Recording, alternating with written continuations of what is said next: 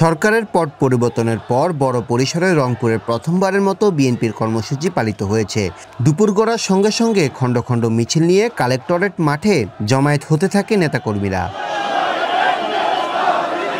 মঙ্গলবার বিকালে রংপুর বিভাগের ৮ জেলা থেকে বিএনপি ও অঙ্গ সংগঠনের নেতাকর্মীদের ঢল নামে। বিকেল নাগাদ কানায় কানায় পূর্ণ হয় কালেক্টরেট মাঠ। স্লোগানে স্লোগানে মুখর হয় সমাবেশস্থল।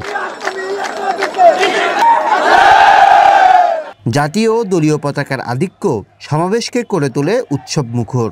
স্থানীয় ও জাতীয় নেতারা বলছেন, এমন সমাবেশ দলের ঐক্য ও জনমুখী কর্মসূচিকে বেগবান করবে।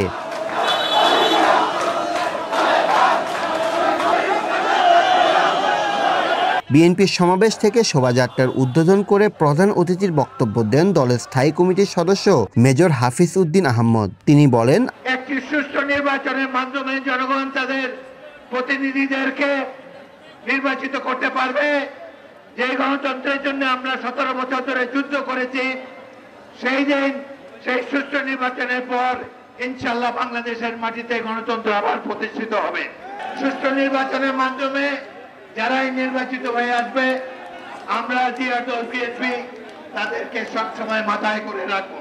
এ সময় যুদ্ধ এখনো শেষ হয়নি মন্তব্য করে বিপ্লব সফল হবে সুষ্ঠু নির্বাচনের মাধ্যমে বলেও জানান তিনি। আজকে এই বিশ্ব গণতন্ত্র দিবস, গণতন্ত্র হারিয়ে গিয়েছিল, মানুষের ভোটাধিকার হারিয়ে গিয়েছিল। এই গণতন্ত্র দিবসের মূল বার্তা বাংলাদেশের মানুষের ভোটাধিকার জন্য প্রতিষ্ঠা হয়, বাংলাদেশের জন্য গণতান্ত্রিক একটি রাষ্ট্র হিসেবে আগামী দিনে বিশ্বের দরবারে মাথা উঁচু করে দাঁড়াতে পারে।